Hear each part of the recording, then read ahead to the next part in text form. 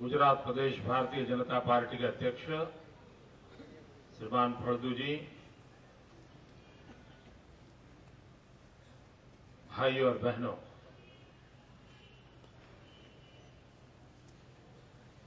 गुजरात में आज चुनाव का एक बहुत बड़ा दौर समाप्त हुआ।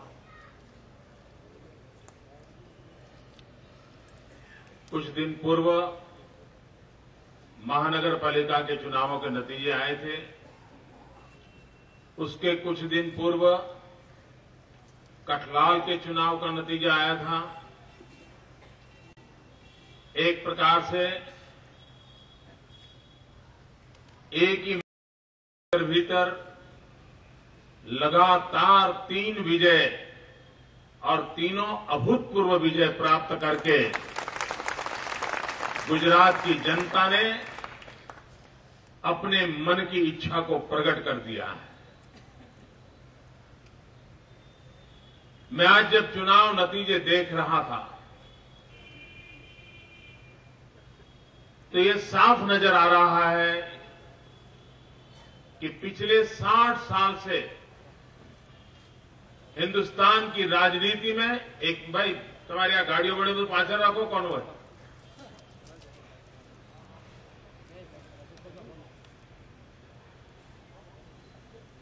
पिछले 60 साल की राजनीति में कुछ ऐसे वर्ग थे जिनके दिमाग में सिवाय कांग्रेस उनका भविष्य नजर नहीं आ रहा था।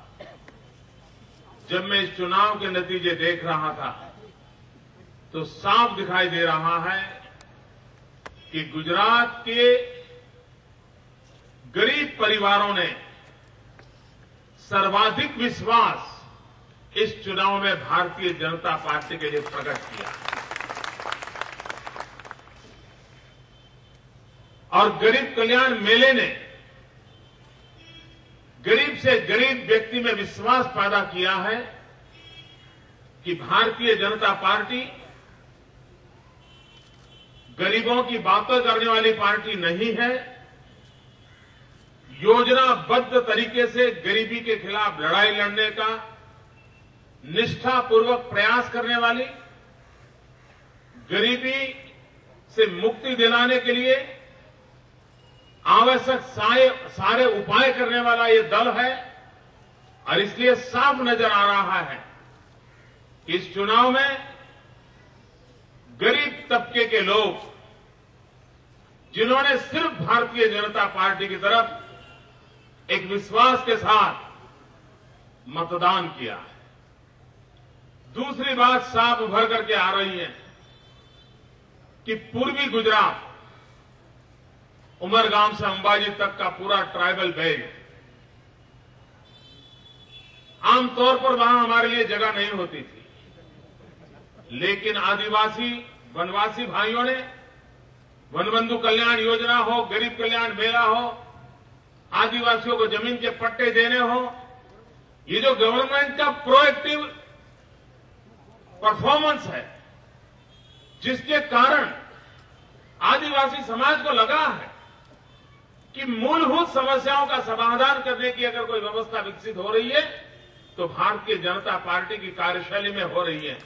और उसके कारण आदिवासी तबके में करीब 95% पूरी विक्ट्री भारतीय जनता पार्टी को मेरे आदिवासी भाइयों बहनों ने आशीर्वाद दिए। इस चुनाव में और एक बात नजर में आ रही है, पहले भी भारतीय जनता पार्टी के पास अच्छी खासी स्थिति थी। 2005 में भी लोगों ने हमें आशीर्वाद दिए थे, लेकिन 2010 में कांग्रेस के पास जो कुछ भी था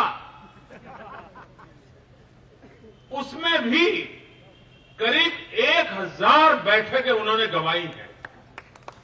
इस चुनाव में करीब 1000 स्थान जो पहले उनके पास थे उन्होंने गंवाए हैं। बहुत सारी जिला पंचायतें ऐसी हैं कि जहां पर विपक्ष के नाते उन्हें प्रवेश तो मिला है, लेकिन डबल डिजिट तक नहीं पहुंचे हैं वो। कहीं 5 है, कहीं 7 है, कहीं 6 है, बहुत सारी जिला परिषद है, नगर पालिका है, शायद 2 या 3 नगर पालिका ऐसी हैं जहां कांग्रेस को पूर्ण बहुमत मिला, वरना बाकी सारी या तो भारतीय जनता पार्टी का पूर्ण बहुमत है या बीजेपी के साथ कुछ इंडिपेंडेंट जीत के आए। ये पहला चुनाव मैं ऐसा देख रहा हूं कि जहां पर गुजरात में मुसलमान मित्रों ने सेंचुरी क्रॉस कर दी है। 100 से ज्यादा मेरे मुस्लिम उम्मीदवार इस चुनाव में विजयी हुए, यानी इतने एक साथ सेंचुरी लगाने का काम, यानी ये बात साफ करता है कि देश के अंदर ईसाई और मुसलमानों ने जो भारतीय जनता पार्टी को वोट गुजरात में दे रहे हैं, वोट बैंक की राजनीति से वो परेशान हो चुके हैं। वोट बैंक की राजनीति ने उनका भला नहीं किया है और आज विकास की राजनीति पे उनकी आशा बंधी है और उस आशा का परिणाम है कि भारतीय जनता पार्टी के 100 से अधिक मुस्लिम और उससे भी ज्यादा मात्रा में भारतीय जनता पार्टी के इन उम्मीदवारों को विजयी बनाना और भारी बहुमत से। कुछ स्थान तो ऐसे थे कि जहां पर मुस्लिम उम्मीदवार के सामने भारतीय जनता पार्टी का बिन मुस्लिम उम्मीदवार भी एकाध 2 जगह पे जीत के आ गया। ये साफ बताता है कि मुसलमान मित्रों ने भारतीय जनता पार्टी की विकास की राजनीति को स्वीकार किया है, उन्हें भी विकास में विश्वास है और ये एक बहुत बड़ा परिवर्तन इस देश की राजनीति के अंदर आने वाले दिनों में देखने में मिलेगा। गरीब और मुस्लिम, आदिवासी और महिला, इन चारों तबकों में ये साफ साफ नजर आ रहा है कि भारतीय जनता पार्टी को पूर्ण समर्थन मिला है, बिना किसी झिझक के समर्थन मिला है। ये अपने आप में साफ करता है 1000 से ज्यादा सीटें एक ही चुनाव में कांग्रेस गंवा दे, इतना भारी बहुमत। सिर्फ हमें तहसील पंचायतें बढ़ी, जिला परिषदें बढ़ी, नगर पालिकाएं बढ़ी, उतना ही नहीं, लेकिन उसमें सीटें भी बढ़ गई। यानी पहले कभी 51-49 होगा तो आज 80-20 का मामला हो गया। ये अपने आप में जनता का विकास में विश्वास है, इसको साफ करता है। मैं आज इस विजय के उत्सव को मना रहे मित्रों के बीच देश के पॉलिटिकल पंडितों से एक प्रार्थना करना चाहता हूं। मैं करबद्ध विनंती करना चाहता हूं कि 21वीं सदी का यह पहला दशक है। ये 21वीं सदी का पहला दशक अपनी पूर्णता पर पहुंच रहा है। कृपा करके भारतीय जनता पार्टी का मूल्यांकन, गुजरात भाजपा सरकार का मूल्यांकन 20वीं सदी के विचारों से न करें, 21वीं सदी के विचारों से करें। 1980-1990 के समय जिन तर्क के आधार पर भारतीय जनता पार्टी को लेखे जोखा होता हुआ रहता था, उसका इवैल्यूएशन हुआ करता था, मैं आज भी देख रहा हूं 30-40 साल के बाद भी उन्हीं पुरानी घिसी पीटी कैसेटें बजाने वाले उन पॉलिटिकल पंडितों से मेरा आग्रह है कि इस नए रूप से देखिए, आप बदलिए। अमेरिका के अंदर बैठा हुआ फोर्ब्स जैसा बदल चुका है। जो फोर्ब्स जब भी दुनिया में एनालिसिस करता था तो डेवलपिंग कंट्रीज की गरीबी को दिखाता था, उसकी चर्चा करता था।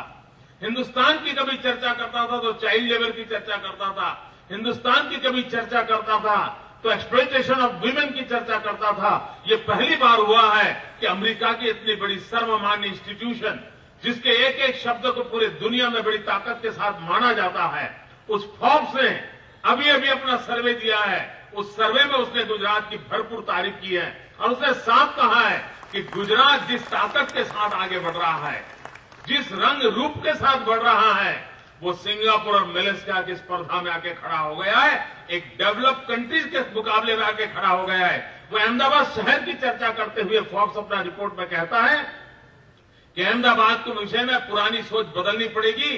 अहमदाबाद 40-50 भिन्न भिन्न पैरामीटर्स में आज दुनिया के सामने शिरमौर हो रहा है।